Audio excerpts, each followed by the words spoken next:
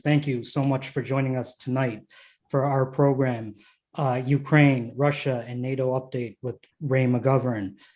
Tonight's program is sponsored by Massachusetts Peace Action and the Community Church of Boston. So before we begin, we're going to hear a few words from our sponsors. First up is Cole Harrison, Executive Director of Massachusetts Peace Action. Thanks, Amara. Should we spotlight? I'll just mention a few things. This weekend is the 60th anniversary of the Cuban Missile Crisis. And nationwide, there will be actions called Defuse Nuclear War at congressional offices, calling on Congress to rise to the occasion and establish a no first use policy, take our weapons off alert, stop building new ones, and sign the Treaty on Prohibition of Nuclear Weapons. And we'll have 6 actions in Massachusetts at congressional offices, and I think there's 50 nationwide. You can go to defusenuclearwar.org for more. We have a webinar on the Taiwan Policy Act with Code Pink on Tuesday. This is a major change in U.S. policy towards Taiwan and China that we need to understand and act on. We have started a monthly series of standouts on Cuba to end the embargo. And on the 30th of this month, we'll have 2 standouts in Somerville and in Arlington, Massachusetts at 2 p.m. So welcome you to join those. And finally, for the November 8th election, we are supporting 2 referendum questions in Massachusetts, the fair share tax and the rights of immigrants to get a driver's license. And we're also helping our National Peace Action Network with 2 candidates who are running against right-wing Republicans in other states, Michigan and Wisconsin. That's it. Back to you, Amar. Great, thanks, Cole. So next up, we're going to pass it to Dean Stevens, the interim administrator and the music director of the Community Church of Boston. Hello, folks. You forgot, Amar, to mention also the fake minister. That's my favorite one. Welcome to Community Church. We are just so honored to be doing these co-sponsorship and so happy to have Amar Ahmad on our team, helping us with all kinds of computer stuff like social networks and online things like webinars and co-sponsorships with Mass Peace Action. And I hope we have a whole lot more. We are a beehive of activity right now. You can see behind that we have an incredible gallery display of Diane Esmond's postmodernist paintings, and this is a whole weekend of activities around that talks, and especially I will put the link up about this, a concert tomorrow night featuring Stan Strickland and Josh Rosen. I hope you will join us. All proceeds of the painting sales as well as of the concert are for our ongoing maintenance and improvement projects for this building. We have on Sunday, John Pilger joining us. We are going to show an excerpt of his film that's called The Coming War on China, and then have a Q&A with John. Monday, we have another program about Hebron. It's a collaboration with the Tree of Life Foundation in Connecticut. And we have 3 speakers, Palestinians from the town of Hebron. And if you don't know about what's going on there, it would behoove you to find out and act to stop the horrific circumstance there. That's Monday. Check out our website, communitychurchofboston.org, for a whole bunch of more upcoming events. We have a newsletter that just came out as well. You can find it on our website. Thank you, Amar, and I'm looking forward to hearing you, Ray. Great, thank you, Dean, and thanks to MAPA and Community Church of Boston. So without further ado, we can get started with our program now. Russia, Ukraine, and NATO update with Ray McGovern. This is a very serious topic, and I know many of us have thought a lot about this for a long time. Some of us have even written about it and read about it. So I just want to take a second to acknowledge that this is a difficult topic. So thank you everyone for your deep thoughts about this and for your time for joining us tonight. We're so grateful and honored really to be joined tonight by Ray McGovern, former CIA analyst Ray McGovern. Ray McGovern conducted the early morning briefings of the president's daily brief to President Reagan's most senior national security advisors. Earlier, he led the Soviet foreign policy branch and chaired national intelligence estimates and other interagency efforts. After he retired, Ray co-created the Veteran Intelligence Professionals for Sanity as a corrective to the fraud that had overtaken intelligence analysis, most blatantly before the invasion of Iraq. Ray McGovern, welcome. Thank you so much for joining us.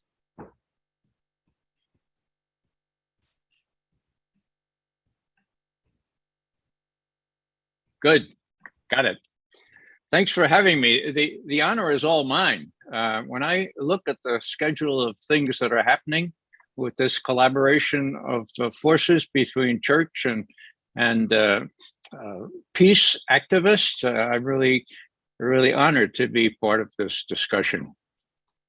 Now, Cole mentioned that today or this month is the 60th anniversary of the Cuban Missile Crisis.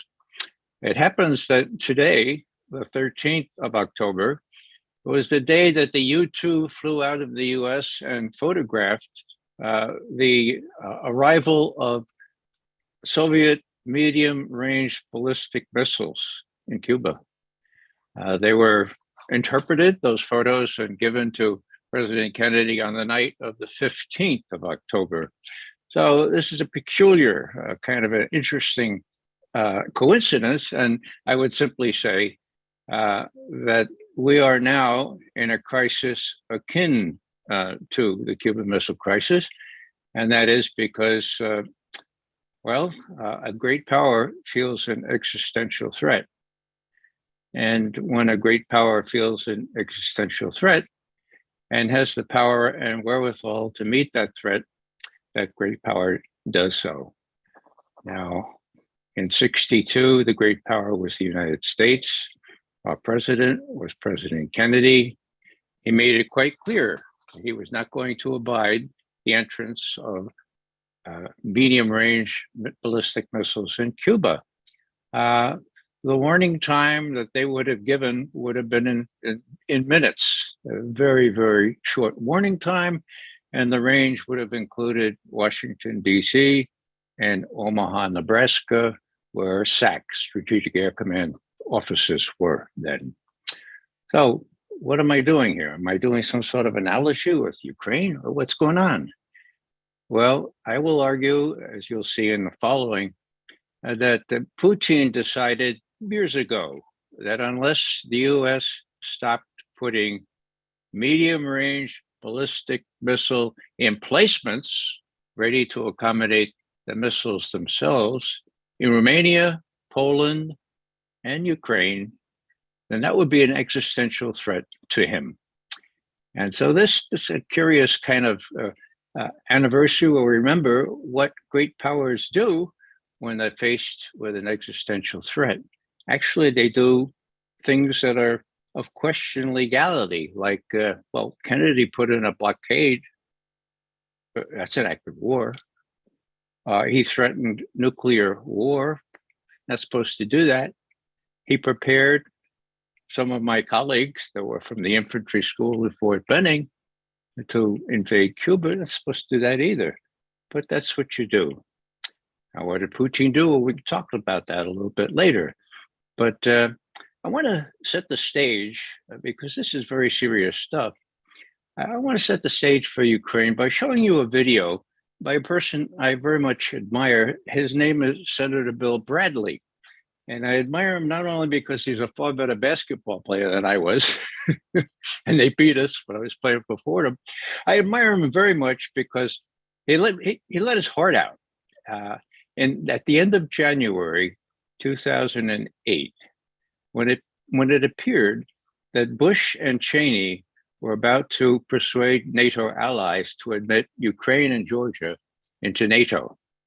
Amar, if we could have that first video, that would be really great. And then we can discuss what it's all about. Okay, sure.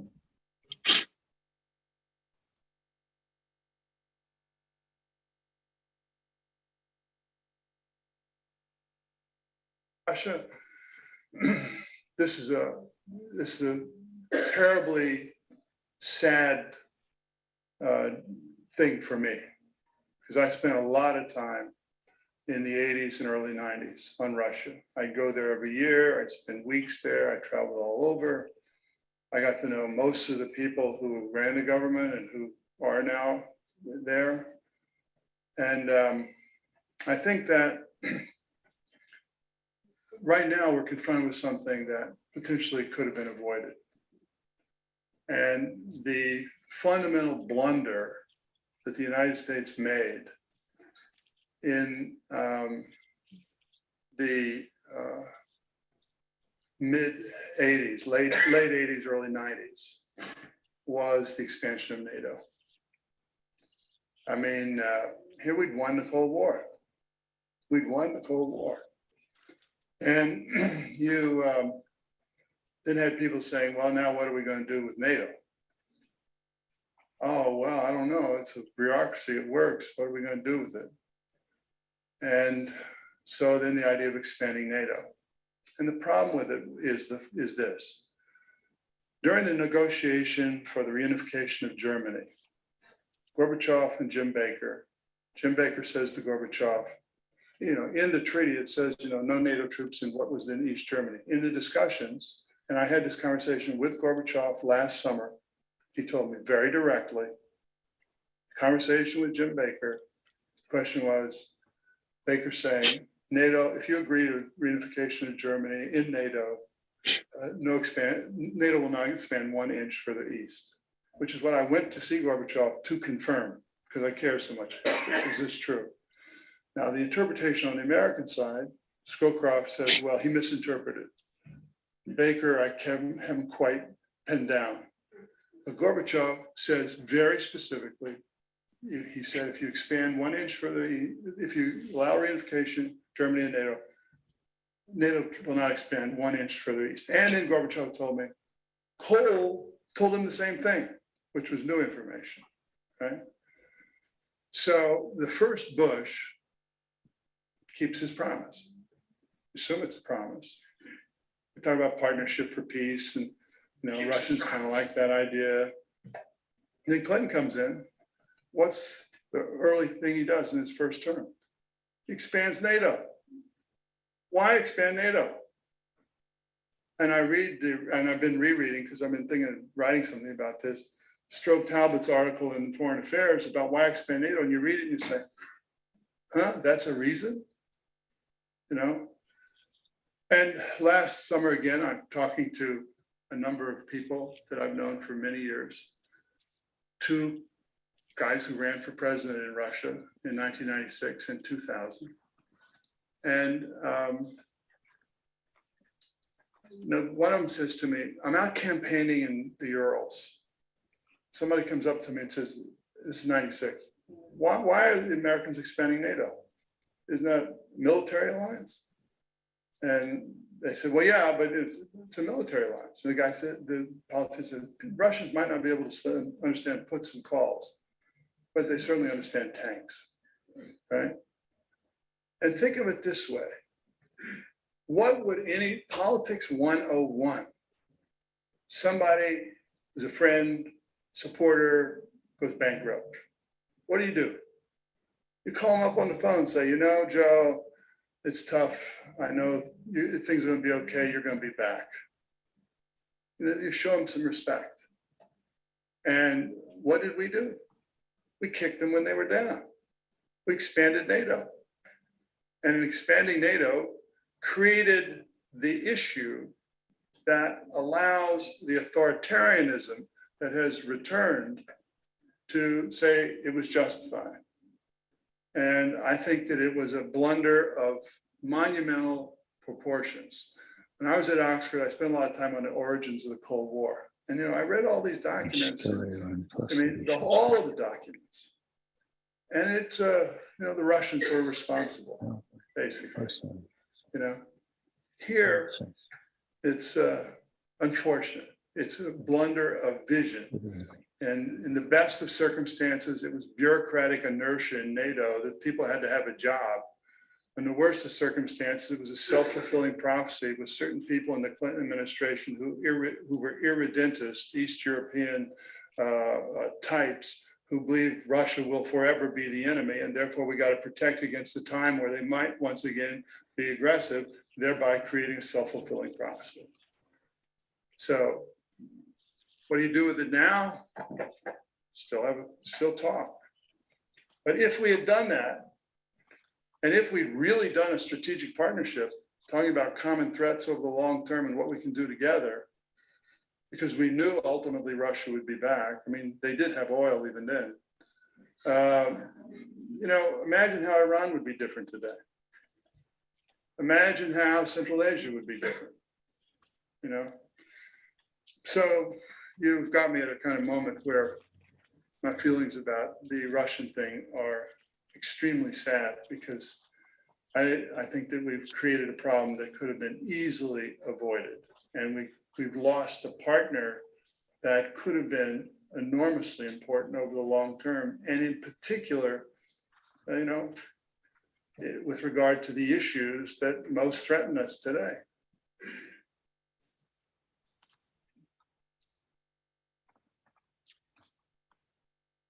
Can you hear me? Yes. You can, okay. I find that very poignant. Bradley was a good man, is an honest man. Scowcroft, less so. I can cite chapter and verse about that with respect to Iran-Contra and everything else. But let me just pass along a very short vignette. I had a personal experience with one of the chief advisors to Gorbachev. His name was Kuvaldin. He became a professor at Moscow University. I was there about 6 or 7 years ago in Moscow, and we had a cocktail party, and I talked to Kuvaldin, and I asked him, why was that promise, the one that Jim Baker made, why was it not written down? And he looked at me and he said, Mr. McGovern, first of all, the Germans hadn't bought in yet. It had to do with Germany, after all. We had to have their buy-in. And secondly, the Warsaw Pact still existed. That was a problem. But he said, Mr. McGovern, the real reason was we trusted you.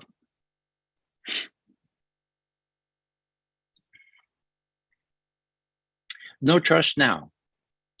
Let's continue on from what Bill Bradley addressed onto how things worked out with respect to Ukraine in the aftermath. May I have the slide equivalents, Amar? Yeah. 1 second.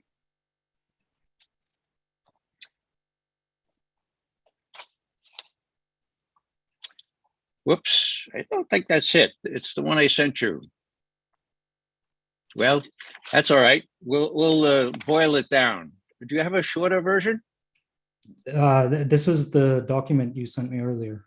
Okay, let's go to February 1st, 2008. Okay, you can just remove that and I'll talk through it. So, as I mentioned before, Bill Bradley is talking the last week of January 2008, okay? The notion that Ukraine and Georgia would be admitted to NATO is very much in the air, and he's kind of lamenting the fact that it looks like the no-brain people were going to go ahead and do this. On February 1st, so the next week, Ambassador Burns was invited into the foreign ministry at Moscow. Ambassador Bill Burns, who happens to be the head of the CIA right now, and what he said was, "Look, what Lavrov, the foreign minister, said. He said, Mr. Burns, do you know what Nyet means?" Burns said, "Yeah, I think so." He says, "Well, Nyet means Nyet. no admission for Ukraine into NATO. This is a red line for us. If that happens, there will be civil war in Ukraine, and we Russians will have to decide whether we have to intervene or not. So tell your people, Nyet means Nyet. The 1st of February, 2008. Now, to his credit, Burns played it straight. The title of his cable from Moscow was Cable 182, if you wish to know the number. He said, Nyet means Nyet, Russia's NATO enlargement guidelines. So this is sent back to his boss, Condoleezza Rice, of all people. He said Russia may have to intervene. Actually, he went farther than that. In those days, he had a little bit more courage than he has now. He said, Russia has real strategic interests in this area. And, actually, they're entitled to have strategic interests in that area. So he went out on a limb. Of course, what happened? What happened 2 months later? 2 months later at a NATO summit in Bucharest, okay?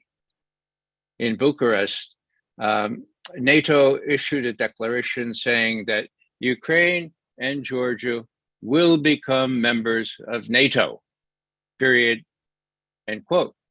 So, having been forewarned, Cheney and Bush, Condoleezza Rice, that the Russians would react in a very strong way, having been forewarned specifically that this was a red line, they went ahead anyway. That's 2008. Next, we get to February 2014, when you can I suppose we can just do without the text, Amar. I'm going to be jumping around because I must have given you the wrong text. So we're down to February 22nd, when the most blatant coup in history took place. It was on the Maidan in Kiev. Why the most blatant coup in history? Because it was advertised 2.5 weeks in advance on YouTube. Most of you know, I think last time I spoke to you, I played the tape of Victoria Nuland talking to the ambassador that we had in Kiev at the time. So the US supported coup, new officials are appointed, and guess what? First thing they do is, we're going to join NATO. Oh, and besides that, we're going to ban Russian as an official language. So that's February 22nd, 2014. Well, this didn't go over well, and we know what happened. We know the annexation of Crimea. And actually, I will point out tangentially that a month after Crimea was annexed back into Russia, Putin made a speech, and he said, we were motivated partly by the notion that Ukraine might become part of NATO, but, quote, more important, end quote, was the notion that there would be medium-range ballistic missiles put in Crimea and the rest of Ukraine. Whoa, okay. From the very outset, he was worried about that. And he spoke to Western reporters about this. And he pointed out that, these anti-ballistic missile sites that are going into, or have gone into Poland, and I'm sorry, the ones to Romania, and they're going into Poland, they can easily accommodate cruise missiles, Tomahawk missiles. They can accommodate hypersonic missiles if the US finally gets them. And well, let's go along here and see what that would mean. December 2021, so just last December, Putin addressed at some length what could be called the State of the Military meeting there, big meeting there in Moscow. And he said, this is very worrisome because these Mk-41 launchers, which are already in Romania and are going into Poland, they're adaptable for launching Tomahawk strike missiles. And if US and NATO missiles are also deployed in Ukraine, their flight time would be only 7 to 10 minutes. 7 to 10 minutes, or even 5 minutes if we're talking about hypersonic systems. Quote, "This is a huge challenge for us, for our security," end quote, Vladimir Putin on the 21st of December last year. What happened? Well, he appended to those remarks, in the next couple of paragraphs, he said, "So we really need an ironclad written document this time. No promises, a written document so NATO won't do this." Now, this is interpretation, but I looked at the faces of those generals and admirals, and I could see them. I could see them thinking, right. Wasn't the ABM treaty written down? How about the INF treaty that prevented these cuts? Wasn't that written down there, Vladimir Vladimirovich? Well, what do you know? 10 days later, the Kremlin gives a call to the White House and says, "Mr. Putin wants to talk to Mr. Biden like now." The White House was flummoxed. Why now? Our negotiators, by mutual agreement, are meeting in Geneva beginning 9-10 January. Why now? Well, to his credit, Biden said, "Okay, if I have to talk now, we'll talk now." What was the outcome of that meeting? We know the Russian readout, which has not been contradicted by any U.S. official, and this is what it said. On the 30th of December, quote, Joseph Biden, call him Joseph Biden emphasized that Washington had no intention of deploying offensive strike weapons in Ukraine. Now, there's a fellow named Yuri Ushakov, who's one of Biden's chief national security advisors, and he waxed eloquent about this the next day. He was very approving. He said, "This meets a lot of Moscow's goals in those draft treaties that they had surfaced earlier in December." And they had a really nice New Year's Eve there in Moscow. I thought, well, this is a really good way to get those negotiations started. After all, this is our primary strategic concern. Well, guess what? There's many a slip between cup and lip.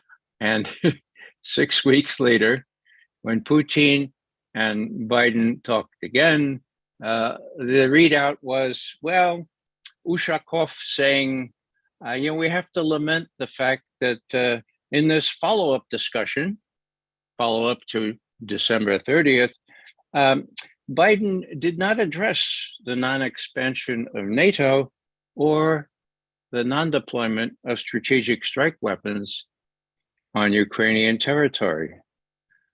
To these items, he said, we have received no meaningful response. Well, what does it all mean? To me, it means that Putin and others might have felt a little diddled, or maybe Biden promised too much, and his successors or his people said, Joe, you can't let that go like that. And so there was no commitment by the US, despite President Biden's personal promise not to do that. Now, that was the middle of February. There were other things going on, two major things, one of relative importance, and that is that the US, the NATO-trained Ukrainian forces were massed across the Donbass and seemed ready to go in and clean the Donbass out after 6-7 years of intensive training to NATO standards. That worried Putin. But the big factor, the bigger one, is the fact that he met with Xi Jinping on the 4th of February and got his nihil obstat, his okay to go ahead and do what he did on the 24th of February. Now, I never thought that the Chinese would acquiesce in that. My Chinese friends all advised me that they would never violate their supreme cardinal principle of non-interference in the non-aggression, no sacrosanct, Westphalia, okay? Well, they did. And instead of saying, well, Westphalia, they said, we judge each set of circumstances on their own merits. And as you know, they abstained just yesterday. The Chinese, the Indians, the South Africans, well, you can do the math. If Russia is now isolated, well, the math that I do doesn't substantiate that.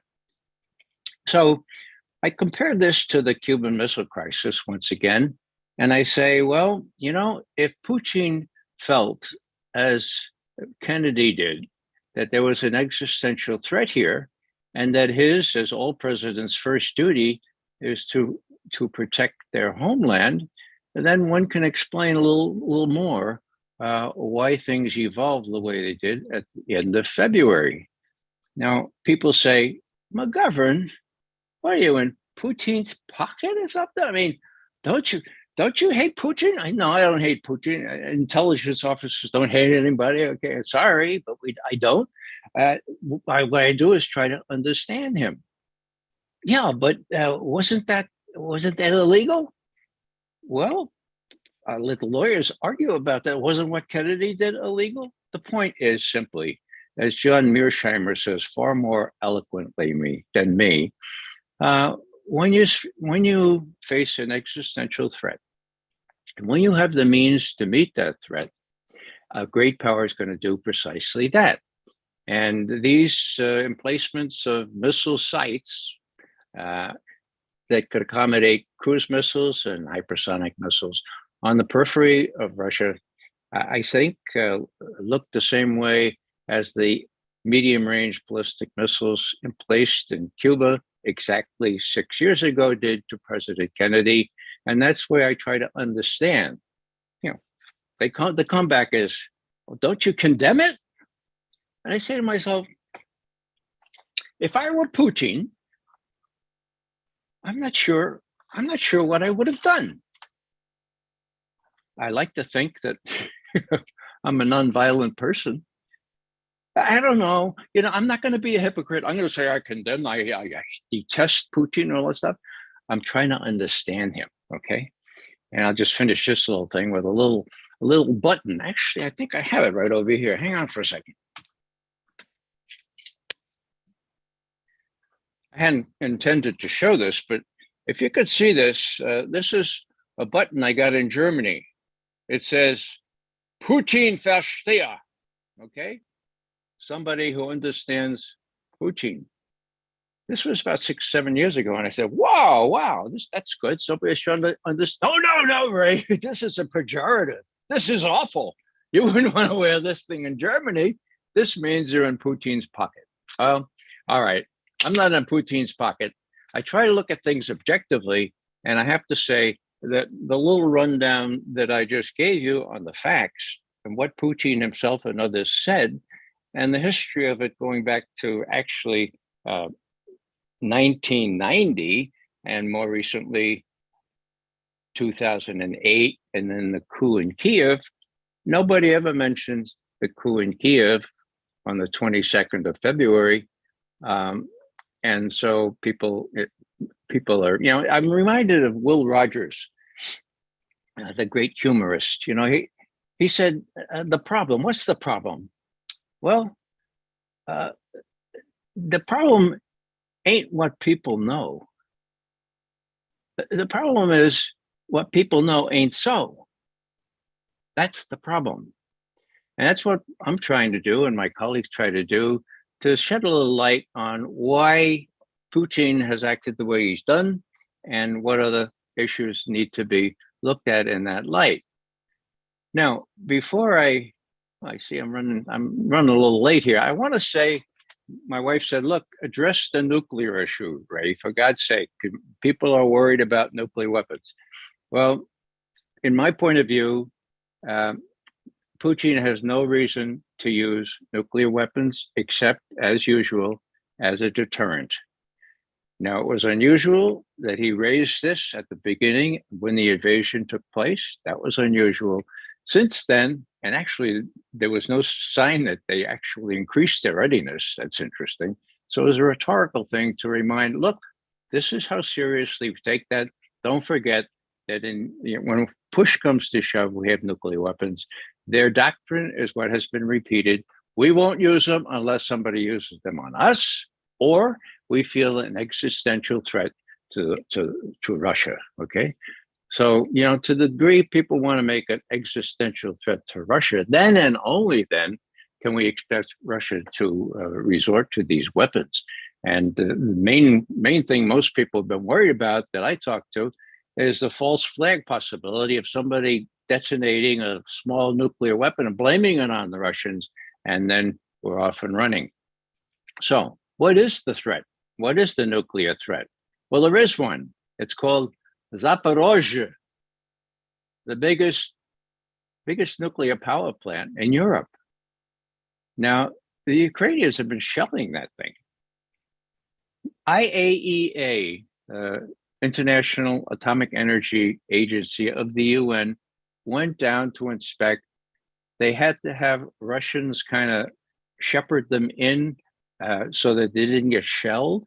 And then they saw the shelling, but they weren't allowed to say, oh, the shelling came from across the river, it came from the Ukrainians. They weren't able to say that, okay? Because IAEA is a non-political thing. Well, it's easy as pie to figure out where the shelling is coming. What's the danger?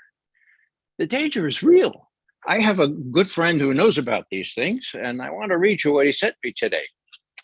He said, the article that appeared in the Bulletin of Atomic Sciences doesn't mention that there are 6 spent nuclear fuel pools in Zaporozhye, in addition to the 6 reactors.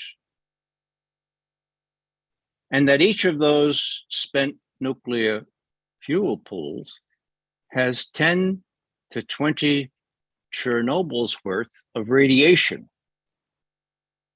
So that in a worst case scenario, there will be 60 to 120 Chernobyl's worth of radiation. There will be 6 reactor meltdowns. They will release so much radioactivity, at least in the Northern Hemisphere, that it may kill everyone.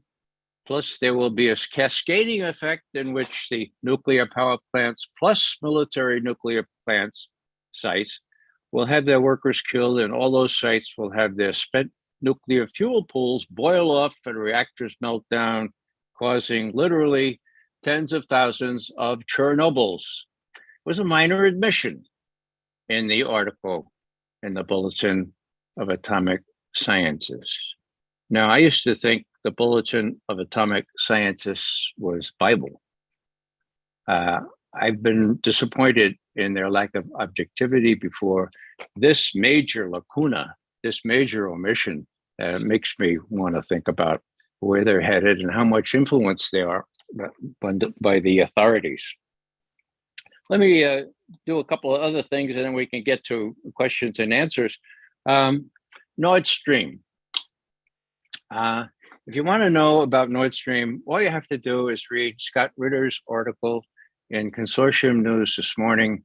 It wraps things together in a pretty tight way. I recommend it highly to you. What next? Oh, yeah. I wanted to read you a comment I got that I wrote about the sanctions and who blew up the bridge and all this kind of stuff. And this was the bridge over the Kerch Straits. Here was the reaction I got from a fellow called Yankee Democracy. Quote, breaking. To outdo the Europeans' self-harming sanctions on Russia, Russia has now blown up its own bridge connecting it to Crimea. This comes after blowing up its own underwater gas pipelines a week earlier. Go Russia! So if you want to believe that Russia blew up its own pipelines, hey, it's a free country, as we used to say in the Bronx. I don't believe that for a minute. Kerch, the Ukrainians have pretty much admitted that they did that. There's a bunch of grievances here, And the direct retaliation that has happened from Putin is nothing more than what one would have expected, given this, this escalation of what now the Russians are calling terrorism. I don't want to forget to talk about what we do, besides educate people. I think what we need to do is find out what each of us in our own particular milieu can do. Now, I want to give you an example. Did you know that George W. Bush visited my new home, my new hometown in Raleigh, North Carolina? You didn't know that. Neither did any of the people in Raleigh. You know why? Because I appointed myself part of the welcoming committee. And we borrowed some slides from Roger Waters, and we put them up on the biggest billboard in Raleigh, and it said, "War criminal coming to Raleigh, September 16th, 2022. Now, apparently the Secret Service has advanced people, and they go, oh, they probably told W, this is not a really nice crowd that laughed at you when you talked about attacking Iraq. They're a nice crowd. You better slither in here and slither out. Well, we never saw the welcoming committee, which had placards, and I had a terrific sweatshirt that arrest Bush. The local police gave us the prime place to stand when all those Lexuses, or do you say Lexi, BMWs, Cadillacs, all these people came in to hear George W. Bush. We never saw Bush himself, but we made quite an impact. There were a couple of Toyotas that rolled down their windows like that, okay? So what's my point? Well, all I'm saying here is that Bush not only can't travel abroad, but if we can do in Raleigh with maybe 20 committed activists and a little help from Roger Waters, you guys could do something like that when an indignity like this president who started a unnecessary war and tortured people and so forth and so on, when they come to town. That's just a little bit of an example. Now, there are lots of things that others can do.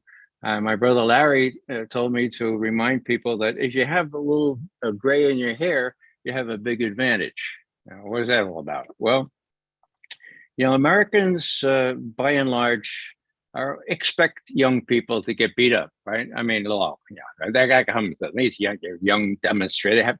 But you know what?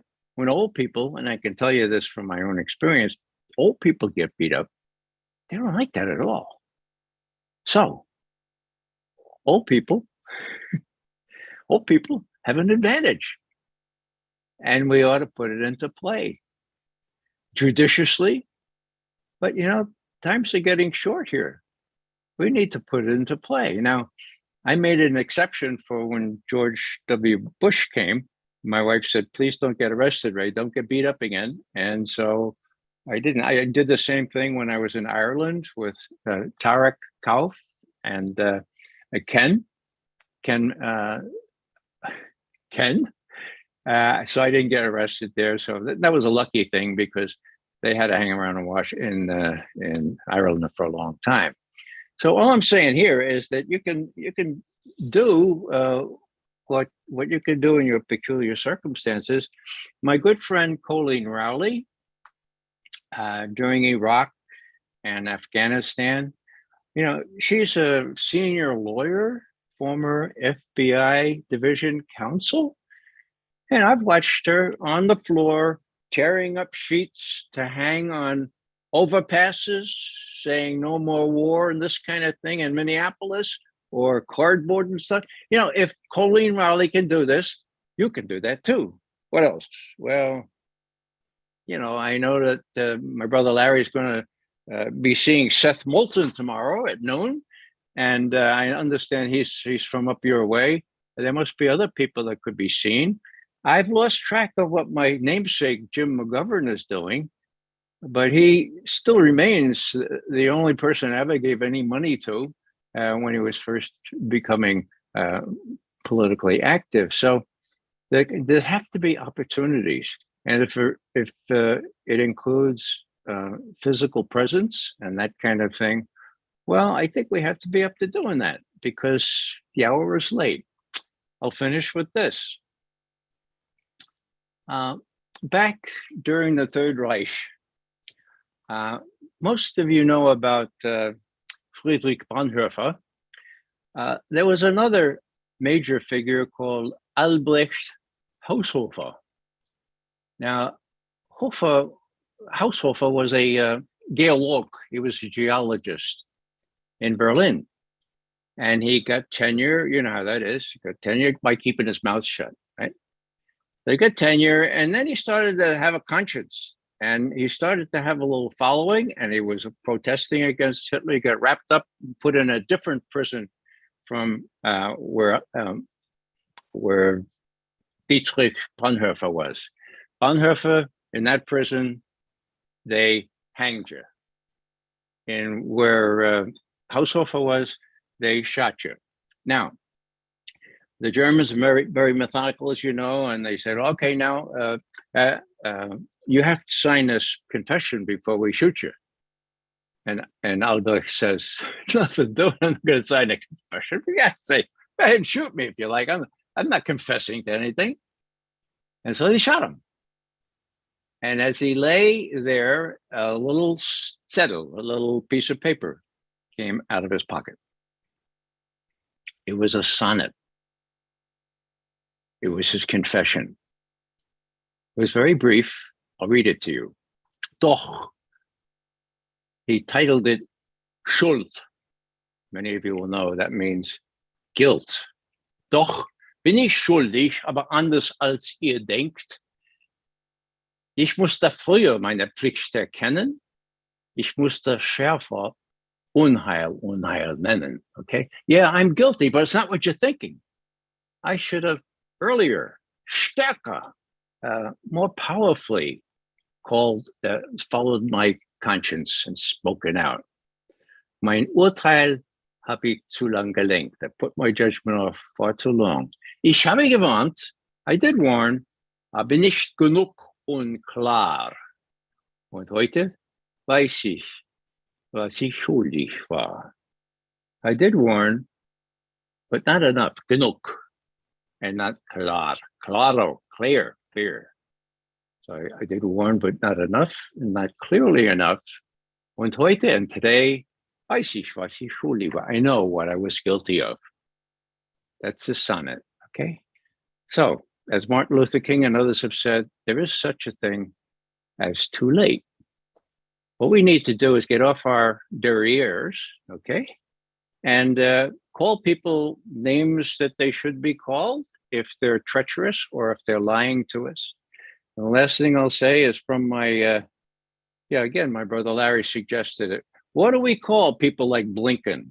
What do you call people like Sullivan, who still act out of their Ivy League recognition that we are all powerful, that we are exceptional, that we actually are indispensable?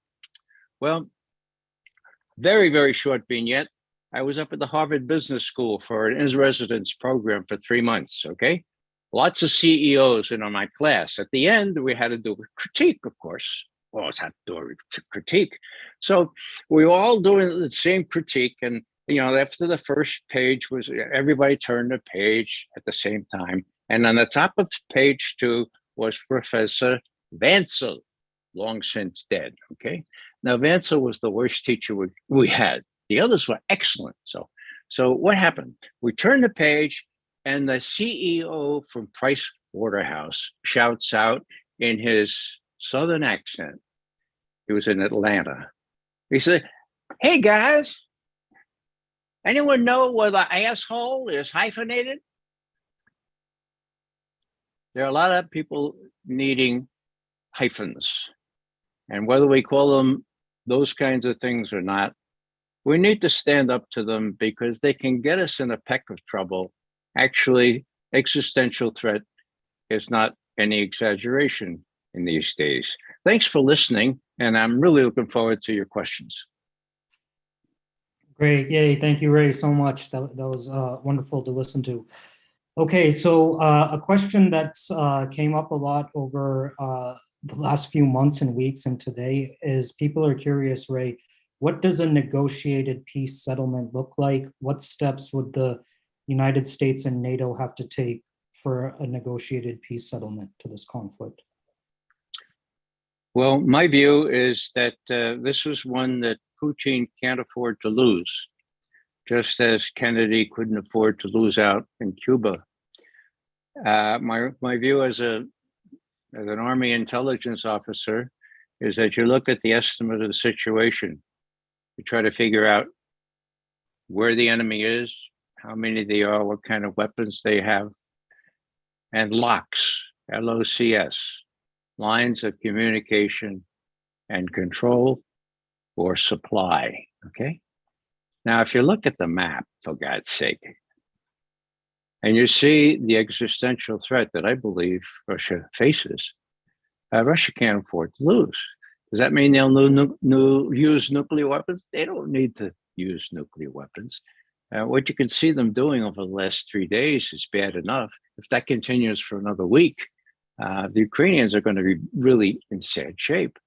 Was this provoked by these, what the Russians call terrorist incidents? The stuff in Zaporozhye, the stuff under the Baltic, the stuff on the Kerch Bridge? Well, those are provocations, to be sure. Whether the Russians are waiting for those or not, they're doing it. So what can NATO do? Well, NATO can provide still greater range missiles, right? Okay. Well, last time they did that with these HIMARS, okay, they go 50 miles. What Foreign Minister Lavrov said is, okay, we were going to settle for the Donbass. And now geography dictates that we go at least 50 miles farther. Okay, that's what he said. So the name of the game here is the balance of power. In my view, Russia has it. It can't afford to lose this. It has the wherewithal to win it, unless Biden and NATO want to say what they don't want to do what they say they don't want to do, risk a third world war. By and large, they're going to have to pull back. And I just hope they do that sooner rather than later, because people are dying, you know. Ukrainians are getting killed all over the place. Ukrainians from no fault of their own, and Russians and others are getting killed on that battlefield. So why prolong the misery when the outcome is very much likely to be as favorable to the West now as it's ever going to be? That's my view. Can you talk a little bit more about the connection between this conflict in Ukraine and the energy and political crisis in Germany and Europe? Sure. Yeah, I mentioned, or I alluded to that before. The latest news is that those folks who sabotaged the Nord Stream pipelines, don't know who it could possibly be. Read Scott Ritter's article. They screwed up. They missed one. One line from the Nord Stream is functional. And as I mentioned yesterday, Putin said, look, we can make that thing functional. We can, all we need is German permission to turn the spigot on, and you guys don't have to freeze to death in Germany this winter, nor does your industry have to suffer incalculable losses. Now, I had a friend who caustically said, well, you know, do you think the Germans can rise up before they're stuck on their knees to the ice before they act like adults?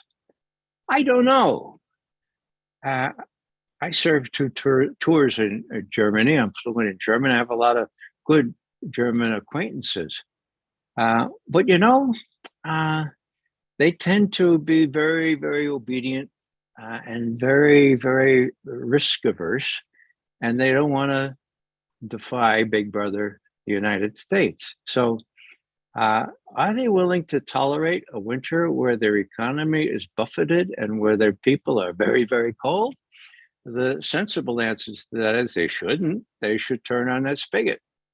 But, you know, I've been saying they should stand up to the U.S. I've been saying it for decades now, and they never do. And it's 77 years now, for God's sake, since the end of the war. So if they do, and I hope they do, you know, that'll be the first time on so momentous an issue. And they have to evade the sanctions. They'd have to work out a deal with Germany. And some people think, and it's a reasonable speculation, that they were already working and making out a deal between Germany and Russia at a pretty high level just before, surprise, surprise, somebody sabotaged those pipes. Yeah, so they took that option off the table for Germany, except unless the pipelines are still working, or some of them. One of them is, yeah. But can you talk more about the relationship between Russia and China? This is the quintessential question. There used to be a triangular relationship. I know because my portfolio was Sino-Soviet relations way back 5 decades ago, okay? They were at loggerheads then.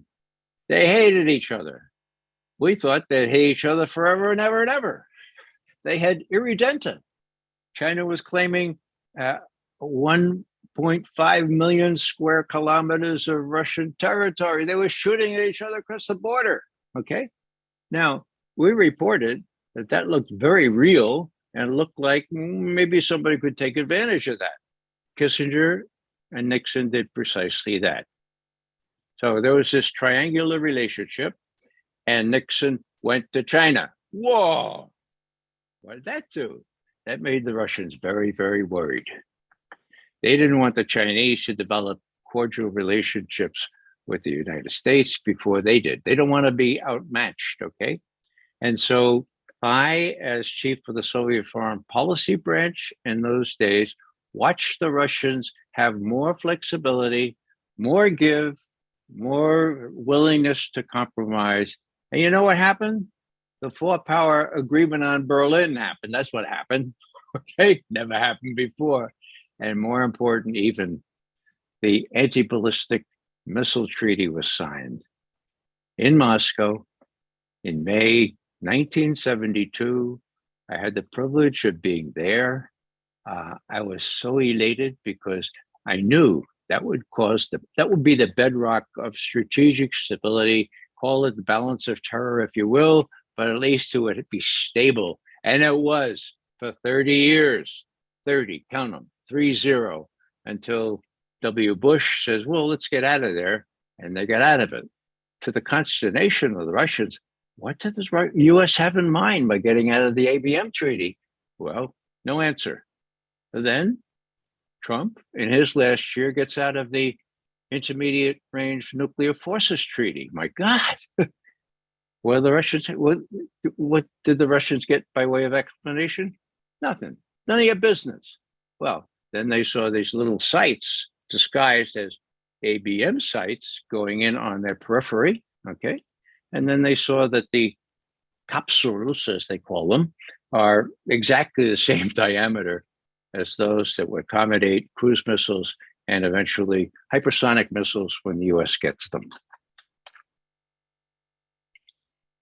Okay, great. All right, so there's a lot of questions piling up. There's a lot in the chat, so I'm going to do my best to get to as many as we can. I'm just going to ask everyone, please, if you have questions, if you could put them in the chat, that'll make it easier to manage.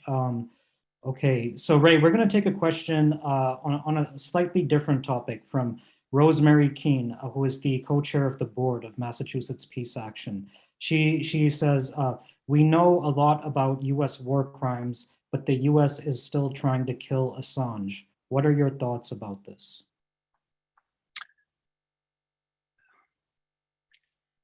Julian Assange is a friend of mine. I try to get over any emotion here. What I will say is that this is the end of press freedom if it goes forward. Look at it. I mean, here is an Australian, right? He's not American. And he's being persecuted for telling the truth, the unimpeachable truth, okay? Why? Because the truth had to do with US war crimes in Iraq, Afghanistan, and some of those State Department cables were pretty bad as well. So they got him. How'd they get him? They used the Swedish liaison to get him, all right? False charges about rape, typical arrow in the quiver of intelligence services. There was no rape. Those women were distraught that the Swedish police proceeded to make those kinds of announcements because all they wanted was for Julian to take some AIDS tests. And he wouldn't do that. He wanted to hang around in Sweden to answer these charges, but there were no charges. And so he left. So what I'm saying here is that he was captured. He was still able to do things from the embassy in Ecuadorian embassy in London, where I visited him several times. He did things, really things that appeared heinous to the United States. Once I was sitting with Julian on the couch and I said, you know, Julian, I admire a lot of what you did, how you've created this fifth estate to get truth out into the ether. But you know what? The thing I admire most about you, that you got Ed Snowden out of Hong Kong safely so he wasn't scooped up and put in a maximum detention center prison. Now, Julian is a pretty taciturn fellow, but this time he jumps off the couch and he says, yes, yes, we had to make it possible that somebody who told the truth didn't end up in the clutches of the authorities. And as many of you know, he called in all his chips. He had Sarah Harrison, one of his lieutenants, go there, and they got him out. How'd they get him out? Well, you could figure out the story from stuff that has already been published, but Julian had a lot of contacts in that part of the world, not only in the high rises, okay? Not only among the hoi or stoi, he had contacts among the hoi polloi, and that's where they hid. And that's how they scampered onto that Aeroflot airplane. And in the flight to Moscow, his citizenship was revoked, his passport was taken. And so there he stayed in the Sheremetyevo airport for 6 weeks before Putin said, all right, you can come on in. It's sort of, it's the law, really, international law, to accept political asylees. And if there's any political asylee, it's you. So we let him in. Now, later they asked Putin, I said, do you think he did the right? Do you think Ed Snowden did the right thing? And Putin said, no. You know, I mean, here's Putin, KGB type.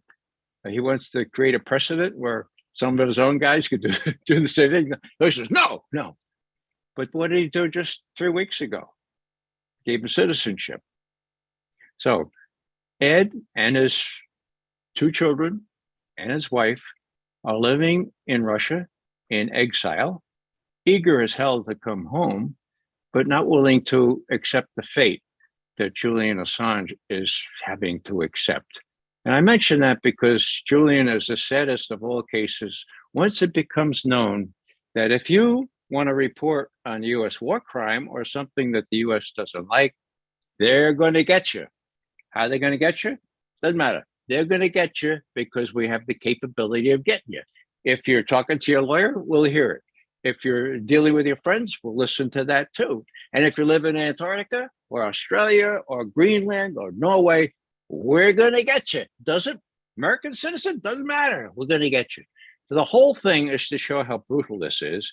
And, you know, as far as the security authorities in our country are concerned, you know, what Julian has done is really terrible by helping Ed Snowden, and then not least by publishing what's called Vault 7, which is the which is information on offensive cyber tools developed by the CIA and NSA at the cost of several $billion. All, well, not all, but some of them frittered away by what Julian published from wherever he got them. Now, that's when they really went after him.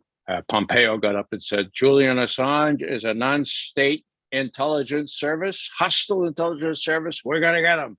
And of course, they got him. Why? Because the British are sort of like a vassal state for us. We're still hoping that the British will remember Runnymede and still have some judicial competence and character. But we'll just see what happens. We're hoping that Julian he has COVID now. I don't know if any of you knew that. He's in isolation there in Belmarsh prison with COVID. So yeah, he deserves a lot better. He's a hero in my view. And he always said, you know, the truth will win in the end. I hope that I have to believe that that's true and that Julian doesn't suffer any more than he already has. Thanks, Ray, and thanks, Rosemary, for bringing up that question. Ray, I've heard, I've come across people say that this conflict has made apparent this transition from a unipolar world to a multipolar world.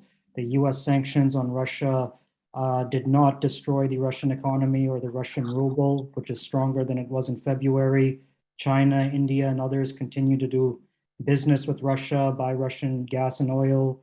Do you have a comment on that? Yes. You know, I used to think that Biden's political advisors were bad, but I think his economic advisors may be still worse. They don't seem to appreciate what's going on in the world. How could they misjudge Russia's ability to rise above the sanctions?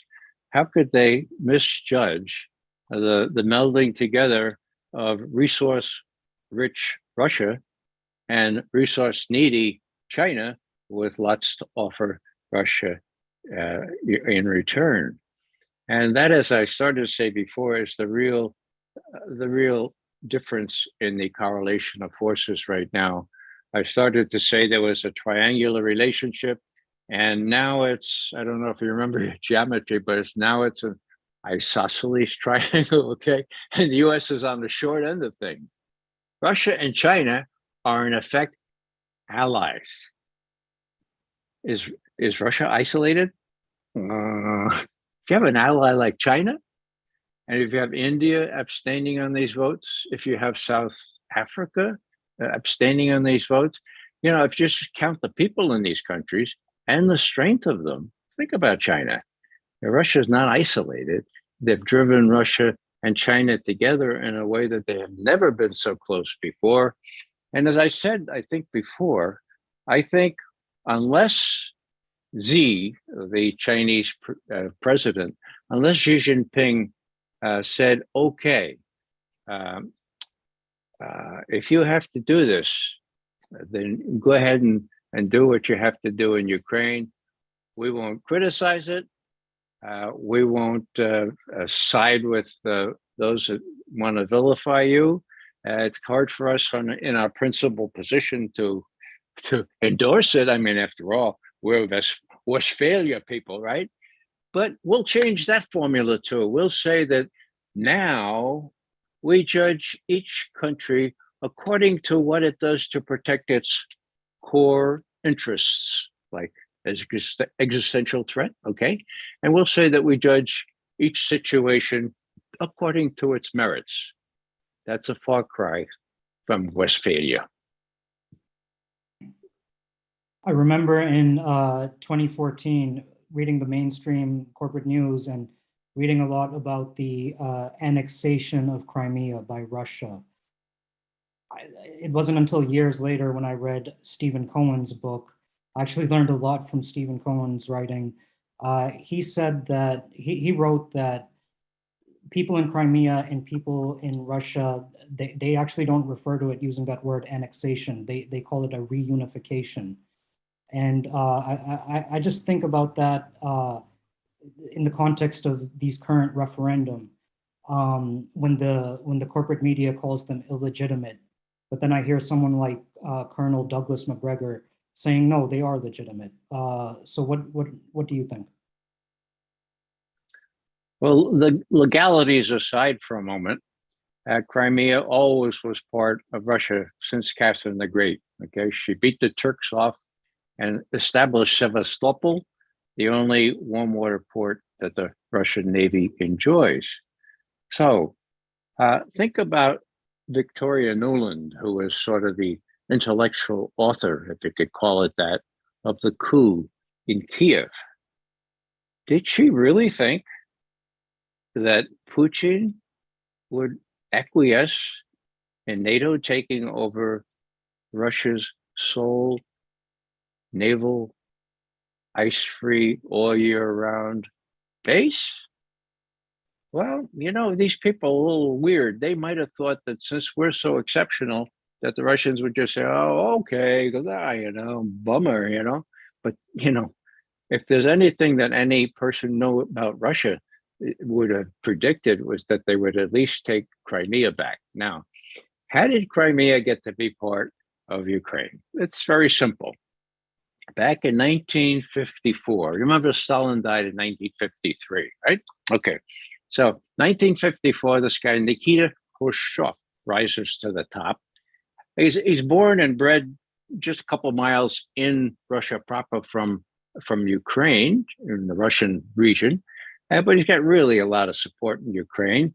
And one day he says, you know, I think I can increase that support if I did a little ukaz. You know, ukaz is just a little order that kings and Soviet party chiefs can do.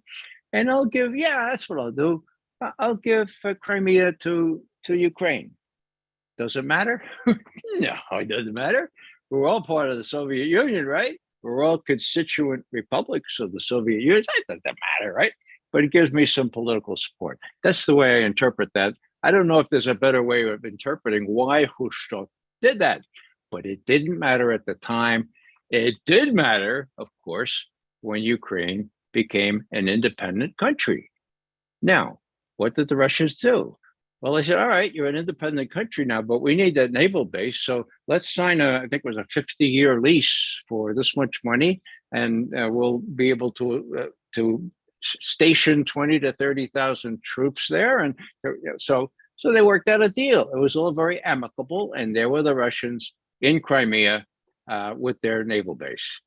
Now, when the coup took place, and it became clear that Russia would be forbidden as an official language, and that Ukraine wanted to join NATO, the people in Crimea, fearing what it would mean to have a new body in Kiev ruling them and discriminating against the Russian speakers, they clearly were not in favor of being assimilated into this new Ukraine. So what happened? Well, Putin got back from the Sochi Olympics on the 23rd of February, the day after the coup. And he convened his advisors and said, what are we going to do about Crimea? And they said, well, the Crimeans want us to take them in. Of course, they're all mostly Russian speakers. They're Russian stock. You know? So he said, well, yeah, but how do we do that? Well, this is what Khrushchev did. He took a piece of paper and he did a little ukaz. Why don't you do ukaz? He says, well, no, I don't think we should do that. Let's have a plebiscite. And they did. And the plebiscite, not surprising, it was over 90% people wanted to rejoin Russia. And Putin approved that. Of course, a month later, they were back in Russia. And as I think I said before, Putin said, you know, we moved on Crimea. We reincorporated Crimea partly because of NATO's designs or NATO's or Ukraine's acquiescence in joining NATO or wanting to join NATO, but mostly, more important, we feared the emplacement of offensive strike missiles, that is medium-range ballistic missiles of the kind Khrushchev put in Cuba in Crimea and the rest of Ukraine. So from the very beginning, that's 2014, Putin was very explicit about his fear that this territory, Crimea, the rest of Ukraine, might become host to intermediate range ballistic missiles. And indeed, when Trump got out of the intermediate range ballistic missile treaty, that enhanced their fears. And indeed, when these capsules went into Romania, they're already there. They're going into Poland. They're almost finished there. Then he extracted a promise, as I said before. Remember? December 30th, frantic call from the Kremlin. Putin wants to talk to Biden, like now. And they talk. And the readout is Joseph Biden said that the US had no intention of putting offensive strike missiles in Ukraine, period, end quote. 6 weeks later, as you may recall from earlier, 6 weeks later, what happened? Well, 6 weeks later, Biden and Putin talked again. And this time, there was not any merriment on the Russian side. There was a lot of chagrin because, as Ushakov, his main advisor, said, Biden didn't say anything about his former promise to prohibit intermediate range ballistic missiles, or what the Russians call offensive strike missiles, in Ukraine. So, you know, the Russians have been diddled. They were diddled in 1990. You know that story. Bill Bradley told it to you a little while ago. They were diddled all along on Ukraine. And finally, when Putin extracted this promise from Biden, next morning, obviously, Biden woke up and his advisor said, "You didn't really say that, did you, Joe?" Well, you can't do that. Now, Biden is not his own man, as most of you realize. So he was countermanded. And what's this look like to Putin? Who's in charge there in Washington? This is really important. Biden says he doesn't want a third world war. And yet he's got crazy admirals, people in what used to be SAC, the Strategic Air Command. Now it's the STRATCOM. People out in the 7th Fleet saying, "Oh, yeah, we got these, we got a lot of nuclear missiles. We can use small ones, or yeah, we might do it. It's almost inevitable." Now, what's Putin going to think about that?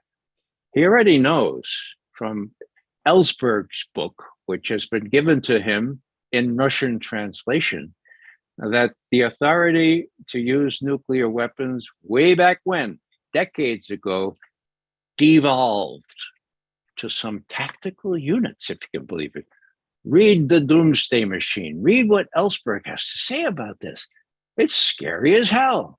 So if you only have a few minutes of warning time, launch to target, I mean, does it really make a lot of sense to get on the phone with Mr. Putin that, well, you know, we think this is real, should we do? In other words, Putin doesn't want to have 7 to 10 minutes for cruise missiles or 5 minutes for hypersonic missiles to decide whether to blow up the rest of the world. Would he blow up the rest of the world? I'm convinced he would. He has said so. He said something to the effect that what would the world look like without Russia? So that's how important all this is. And that's why I just hope that judiciousness prevails in Washington and that we don't perpetrate this kind of risks so that these things are employed. Thanks, Ray. I'm going to make one quick note before returning to questions. It's 8:22 in the Eastern time zone here, and Ray has been very gracious with his time. We're going to go until 9 or possibly sooner. So there's a lot of questions. There's over 100 people in the Zoom right now and over 100 people watching on social media as well. So I'm going to take a question. Carolyn Scarr sent in a question. She wrote, "I recall reading that US Special Forces were planning to train contingent in Iraq to fight under the US. Might there be US training of special forces in Ukraine? There might be, actually, there are. It's no secret. They're there. A lot of them are getting wounded or killed. It's really become a proxy war, and it's a very short slip into an openly declared war. I mean, the Russians have said, look, we're not fighting Ukraine, we're fighting NATO and the United States, and they are involved to the extent of not only equipping these people, but advising them and giving them satellite intelligence so that they know exactly where Russian troops are and where to target their rockets, such as they are. So something's got to give here. And my guess is that the midterms coming up in just 4 weeks, they're going to have some sort of effect on what Putin decides to do. One would have thought that he would sort of wait it out and just see what happens. But I think he's on the offensive now. I think he feels that he's pretty much justified in retaliating for these terrorist attacks. I mean, he calls them terrorist attacks. They are terrorist attacks, okay, including the ones at the Zaporozhye. And the momentum is Russia's. Where he stops, I don't know. I don't think he'll go as far as Odessa or Transnistria, but he certainly has a lot of consolidation to do in Donetsk and in Lugansk is okay. Those other two provinces that they annexed need extra work. So there's going to be a lot of solidifying, and there's those Russian reserve troops that are coming in. 300,000 is the number that are being recruited. They'll be put to work. Now, in the winter, tanks still go pretty well. In the spring, not so well because of melting ice. So I don't know what's in store for this for folks in the next few months. And I'm not real sure. I'm not sure what kind of effect it will have on the midterms. But I don't think Putin is going to be plugging that consideration. And I think he's on the path now to go ahead and see if he can maintain the momentum. And if anybody tells you that Ukraine is winning, let's take Petraeus, for example. He told us that the Iraqis were winning, didn't he? He trained up those Iraqis so well that they ran at the first scare from ISIS. These guys, these talking heads, I mean, why they're given this chance to spread around this rubbish, I'll never know. But most Americans will be very shocked, and this is dangerous. They'll be very shocked when it turns out that the Ukrainians are not winning. Despite all this material support, they're not winning, and Russia has the upper hand. Just look at the map and try to be a military intelligence officer and see who has the higher cards. Thanks, Ray. Yeah, so what I was saying a second ago was that what I meant to say was I don't want anyone to feel tired or exhausted. So if anyone has to sign off, we understand this program is being recorded and we'll make the recording available. So no one should feel any pressure, but there's a lot of interest in this topic. So Ray, I'm going to give you 2 questions from the chat.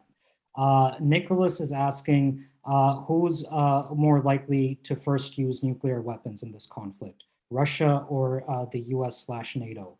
And let me give you a second question. Jay is asking, in addition to John Mersheimer, who else are you reading, talking to, or listening to get a better understanding of this conflict?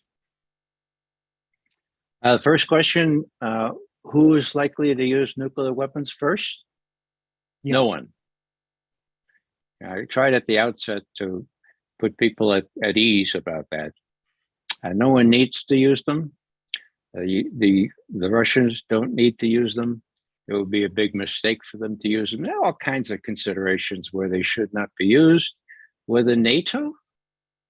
Well, the only fear I have, and it's shared by people who know a lot more about this than I do, is a false flag. In other words, if the Ukrainians are being driven back and there needs to be some new element, new terrorism, if you will, of the kind on the bridge, of the kind underwater in the Baltic, then I would not put it beyond NATO special services, to put it that way, to detonate some sort of small nuclear explosion and blame it on the Russians. I mean, that sounds awful, doesn't it? But that's the only set of circumstances that I can perceive that any nuclear weapons will be used. Now, there are a lot of crazy people in Washington. If Biden escalates to the point of giving really great range artillery and so forth, well, even then, yeah, please relax. It's not going to happen. The real danger, as I said before, is Zaporozhye, where all those pools are just waiting to be detonated. They continue shelling there. And it's not the Russians shelling their own Zaporozhye nuclear power plant. It's not the Russians doing that, for God's sake, despite what the IAEA can't say. It's the Ukrainians. Now, let me just make a little point. I am always impressed that the Russians really like to follow and applaud the UN capability to do what it was set up to do. They applaud the UN, they applaud international law. In reality, their experience has been quite different. Now, take the IAEA, the International Atomic Energy Agency. That used to be a really independent outfit, okay? Who remembers? Who remembers when yellow cake uranium was said to be taken from deepest, darkest Africa and brought to be refined and made into atomic bombs by Iraq? Who remembers that? Well, that was the story. That was Dick Cheney. That was his imagination, okay? Now, what happened? Well, finally, the IAEA asked for proof, and they were given what the US had. And less than 24 hours later, El Baradei, who headed up the IAEA in those days, reported to the UN Security Council, and he said, these reports about yellow cake uranium going to Iraq are not authentic. They were forgeries, for God's sake. And the IAEA people at the time were given their head, and they said it was forgery. Those were forgeries. Okay, now, what happened? Well, he left. Amano came in. What do we know about Amano? Well, we know from WikiLeaks exposures that the US put him in there, and that he exchanged messages with the US ambassador saying, look, thanks a lot for putting me in here. I need some new drapes for my office, and I know a couple thousand more for being, I like to. So Amano was our man, and now there's nothing that the UN does in any real way. Gutierrez is from hunger, as we used to say in the Bronx, that the US doesn't pretty much control. And so here, I was going to suggest, well, who's going to investigate the sabotage of the Nord Stream pipelines? Oh, it's going to be the Swedes. Same ones that framed Julian Assange, the Swedes. The Danes, also part of NATO now, and the Germans. Now, they're not letting the Russians do it? No, they're not letting. Who owns the pipeline? Well, 51% of the Russians. No, so Putin, I think, said today, whatever you guys decide, it's not going to be credible because you're not letting us participate. How about the German that can participate? So he looks at the damage. He's an expert, and he sees where it leads. And what's he going to do? Is he going to say, oh, I think the Russians did it? I don't know. But the Germans have a lot of stake in this. Will they stand up against the Swedes and the Danes? I don't know. We'll see what happens. But the problem is, getting back to my primary point, the UN is very much under the under the power of the United States. Gutierrez has done very little, and he too is afraid.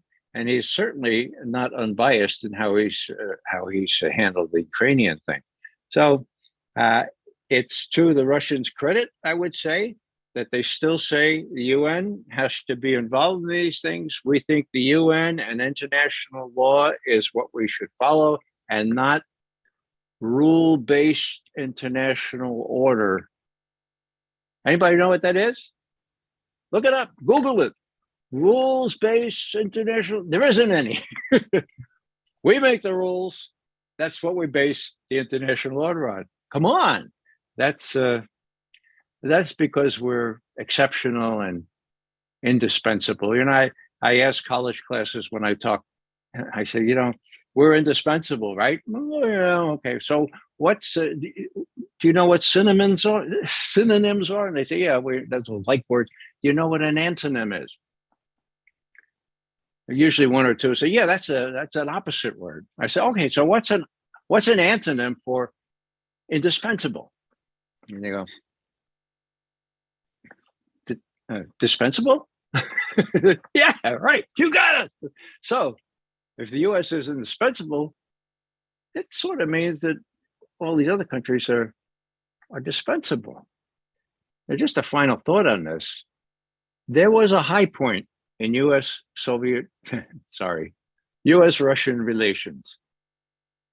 It was September 2013. The neocons wanted Obama to strike Syria openly with US military forces, Tomahawk missiles and the rest of them, shock and awe. Obama, to his credit, didn't want to do that, okay? Who bailed him out? Anybody know? Putin. Obama went up to Putin for one of these G7 meetings, met Putin, and Putin said, look, I know that you don't want to make a new war on Syria. I got a solution for you. And we've worked out with the Syrians that they're willing to have all their chemical weapons destroyed under UN supervision on a ship specifically outfitted for such destruction. You have a couple of them, if we can use your ship. And Obama said, really? Yeah, listen to the Syrian foreign minister tomorrow. And indeed, that's what he said. So Obama said, well, thank you very much. I don't have to make a war. Later, he told Jeffrey Goldberg, you know, this was against the Washington playbook, but I did the right thing and I'm proud of it. What happened? Well, what happened was that Putin had an op-ed in the New York Times on the 12th of September, 2013. And he said, I am very encouraged by the increased trust, not only between our two countries, but between our two people, myself and President Obama. I do have one major difference with President Obama. Last week, he said that the US was the exceptional country in the world. I don't believe that any country is exceptional. I think that there are big countries and small countries. There are countries that are closer to democracy and others struggling to be. But I think when God looks down at all these countries, he sees them all as equal, period, end quote. Last paragraph in the op-ed, I was reliably told at the time, Putin etched that paragraph himself, and confirmation of a sort came 2 years later when he was asked during an impromptu interview this same question and used almost precisely the same terms. So what they objected to, the Russians did, was this exceptionalism. And that's what still obtains here. And the only problem is that we're not exceptional anymore. We're just one of, well, they say multipolar. The way I look at it, it's bipolar in both senses. Okay, let's put it in the political sense. It's bipolar. It's the lily white West against Russia, China, India, people of color, South Africa, Brazil, it's a cleavage here. It's a bipolar rather than a multipolar. You can look at it both ways, of course. But to think that Russia is now isolated, as we keep hearing on MSNBC and elsewhere, that's like, that's not really true. And no one should believe that. No one should believe anything that comes out of our major media. Our position here is we support diplomacy and negotiations, and we don't support weapons transfers to Ukraine. We think that would escalate the conflict. We want to de-escalate. But in the United States Congress, when they vote on sending weapons to Ukraine in recent weeks and months, it's been all the Democrats have supported it, and the only people who have opposed it are some Republicans in the House. Do you have any comment on our domestic politics here? Well, domestic politics is not my forte. All I can say is that we have kind of a joining of two parties pursuing the same ill-fated, benighted selling of our country down the road. What I mean is this: these billions and billions of dollars, talk about opportunity costs. Think of how they could be used. Think of how just one F-35 fighter that's probably never going to even work, the money spent on that could be used to refurbish schools or build roads and repair bridges and all that kind of stuff. Just think about teacher salaries and things like that. So, it's really, really sad to see that both parties are supporting what I call the Mickey Mat. Now, Eisenhower, of course, warned as he left about the MIC, M-I-C, the military industrial complex. He said they have already aggrandized, if that's the word, more power than ever before. And if they have an accretion of power, still more, democracy is damaged and in jeopardy. The only solution, says Ike, is a well-informed citizenry. We ain't got a well-informed citizenry. Worse still, we have not the Mick, but the Mickey Mat. Remember it. It rhymes sort of with Mickey Mouse, okay? I'll spell it out for you. Got a pencil? Military, industrial, congressional, intelligence, media, academia, think tank, complex. Mickey Mat. And why do I say media as if in all caps? Because media is the linchpin. You can't do this stuff without the media. And now, how many people know from the media that money is not going to Ukraine? It's going to Raytheon. It's going to Lockheed Martin. It's going to Boeing. It's going to all these fat cats who are worried about their cruisers and they don't know. Well, they're worried about accumulating still more wealth. And, it's time for people to recognize that they're not going to stop. There's never enough wealth that will satisfy them. And we have to kind of stand up to them and go to their congressional offices and make sure they know that we know what the score is. They appropriate the money. The military industrial congressional makes the weapons. They sell the weapons. They get some of the profits and they put it in the pockets of the Congress people, and they get reelected, and then they appropriate more money. And hello, it's a really neat cycle. Is this great or what? So the only person that really, I have to tell you this.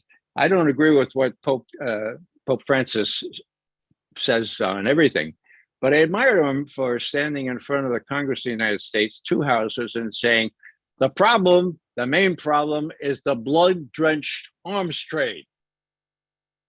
And what happened? Oh, they all get up and so, yeah, whoa.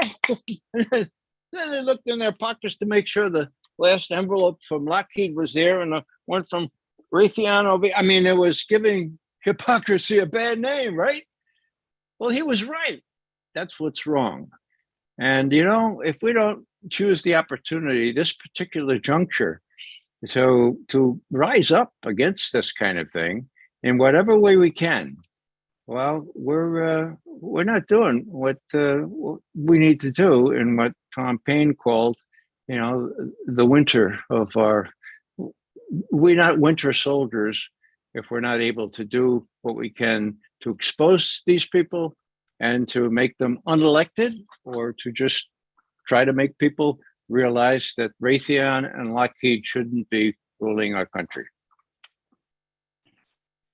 Naheed in the chat is asking, how would history judge Zelensky? Zelensky? Yeah. Yeah, well, he's a terrific, terrific actor.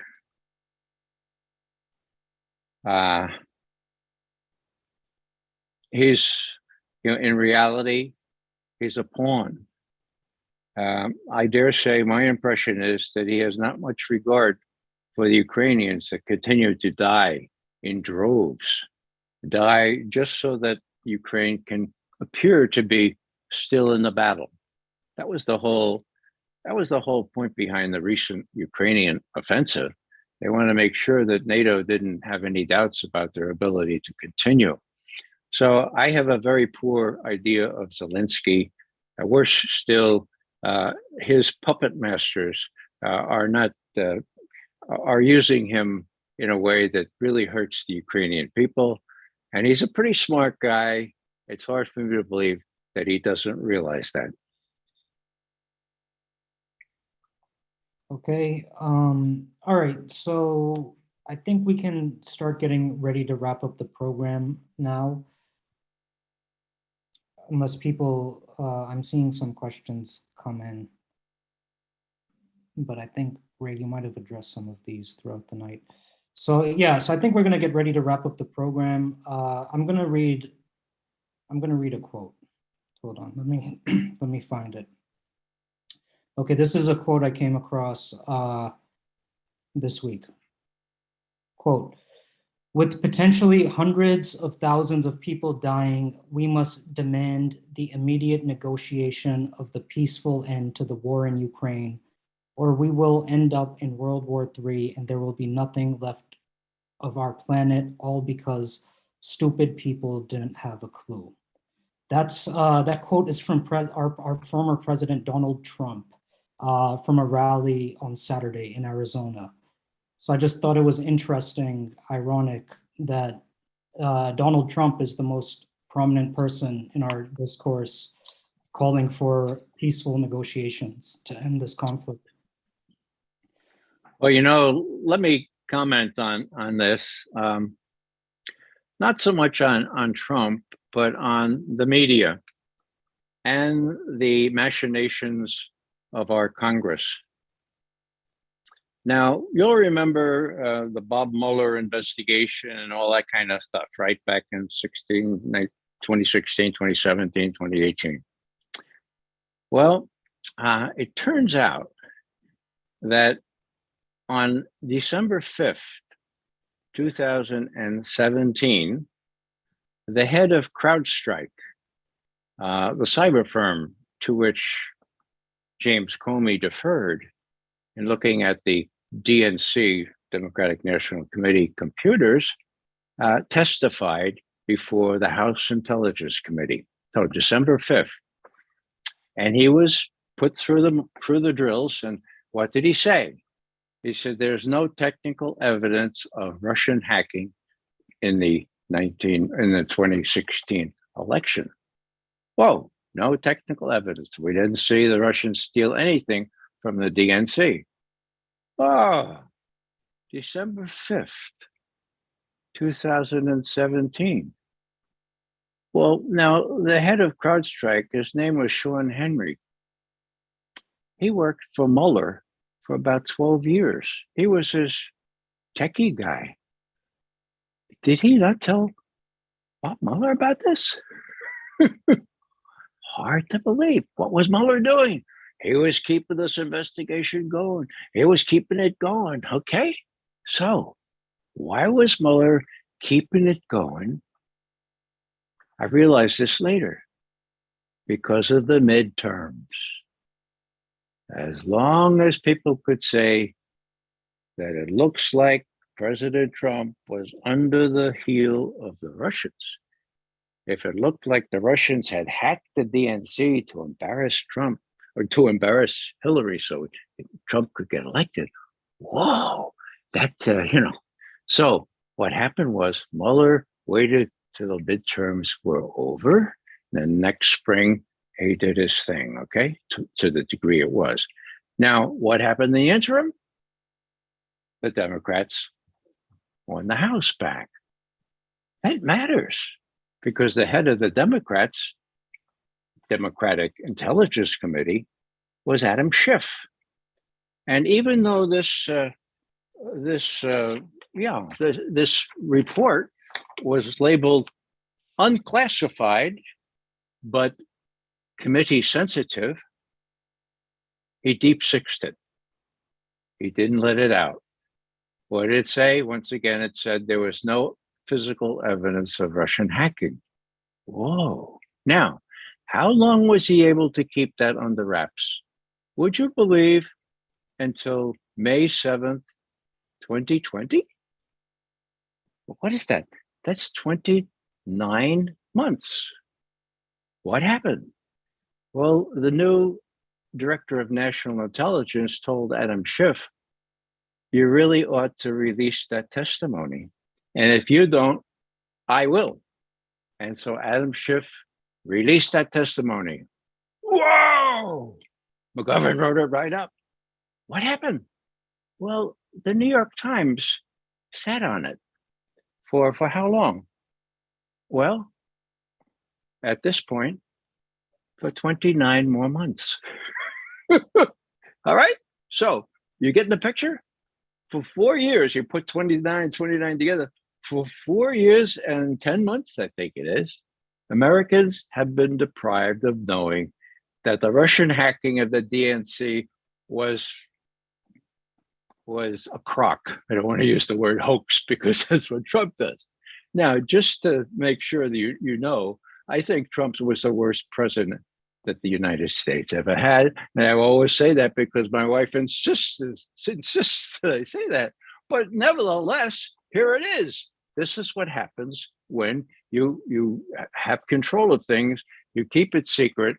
And so for 4 years, 4 years and 10 months or so, 29 months. Now, the New York Times is going to surpass Adam Schiff's record if we let it go for a few more days, and no one will know that the whole business about Russian hacking was a canard. Nor will they know very much about what has come out in court testimony now, namely that this whole Russiagate thing was conceived in Hillary Clinton's office, that she approved it, and that President Obama was one of the big pushers. He wanted James Clapper, the National Intelligence Director, to put out the stuff about Russian hacking, and he kicked out 45 Russian diplomats at the same time. So, this is consequential stuff. Lies, lies, and lies. And why is it that a lot of my friends think I'm in Putin's pocket? Because they have no access to this information, because they read the New York Times and they still think they get all the news that's fit to print. So this is really important, okay? See if you can, this is how you get it.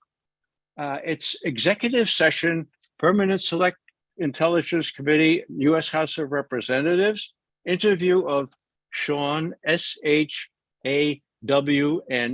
Henry is the last name, interview Tuesday, December 5th, 2017. So all I'm saying here is that the media, that's why I said media, that's the real fly in the ointment. And we have to find some way, some clever way. I don't think it's beyond us. I've said this before, but I think the fault may be in ourselves rather than in our stores, we have to figure out some way to break through. And maybe this winter is the time. Thanks very much for listening and staying up this late. I hope I haven't bored anyone. And thank you, Amar.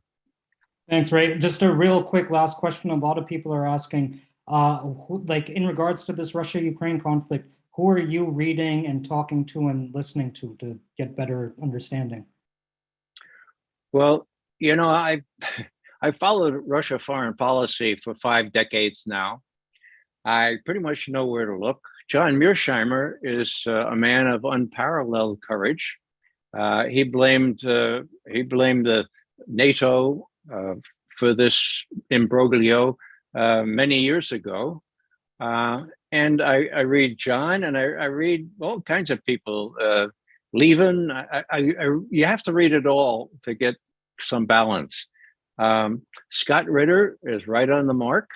I admire Scott, and Scott has courage that very few other people have. If you're interested in Iraq, you may recall that Newsweek, a month before the attack on Iraq, Newsweek had a story that said Saddam Hussein's son-in-law, who was in charge of the missile, biological, chemical, and nuclear programs, told the UN, the US, and the Brits all those weapons had been destroyed. How did Scott know that? Scott knew that because he was a UN inspector. Scott knew that because he had the debriefing report. What did he do? He gave it to Newsweek at the end of February 2003. Scott did that, okay? Newsweek looked at it and said, you mean there are no weapons? Oh, we better check this out. And so they went up to Langley. They went up to CIA headquarters and said, well, what about this? And the director's spokesperson said, it's bull. It's not correct. It's wrong. It's untruthful. Forget about it. And the Newsweek folks and the other correspondents that were there said, "Oh, thanks. We were just about to write on this." It appeared in a little Periscope item on the 1st of March 2003. So Newsweek couldn't be accused of denying it completely, but that's all that happened. Was the evidence good? It was unimpeachable. It was a UN document from the debriefing report. I didn't know it was Scott that gave it to them, but he did.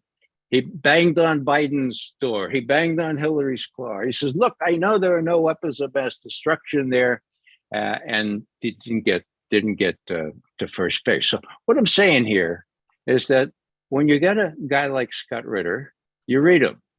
When you're a guy like Mearsheimer, you read him, but you also read the crazies. And, you know, I had prepared a little clip here, which we don't have time to get into, but I even saw something on Fox News.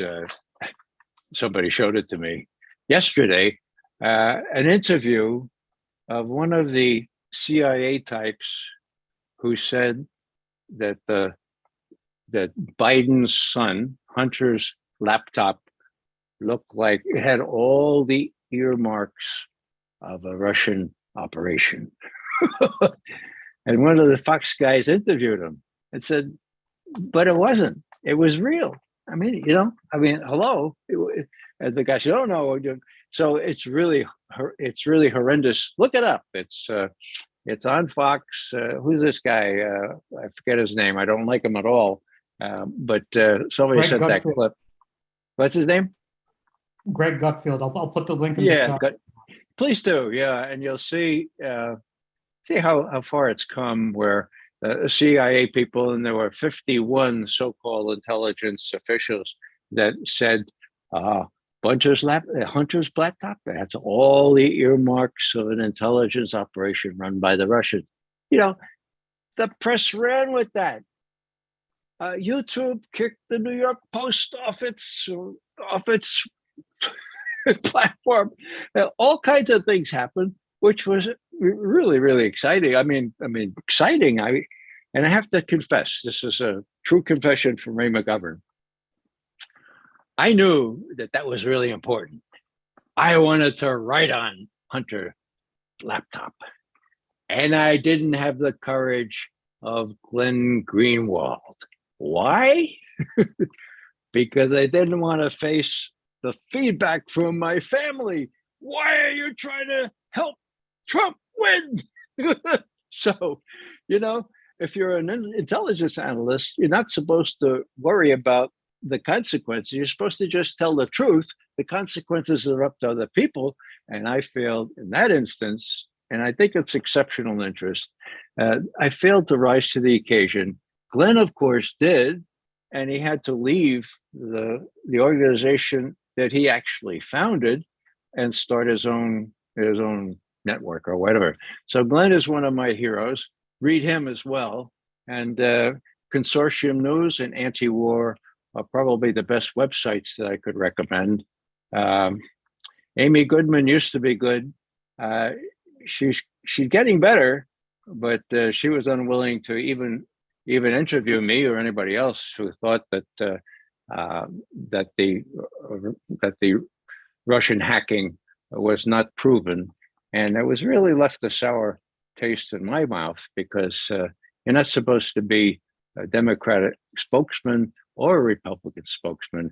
And I repeat, I have a long lineage of Democratic roots. My father cried when FDR lost. I asked my father, what's the difference between Democrats and Republicans? He said, Democrats care about people like us. No more. They don't. They're all together, making a lot of money. Last thing I'll say is they're members of the upper crust, which is defined by my Irish grandmother as a bunch of crumbs held together by a lot of dough. Thank you very much. Yay, thanks, Ray. Thank you so much. Thanks, Ray. Thank you, everyone, for sticking with us for 2 hours here now. So on that note, everyone have a great night. You too.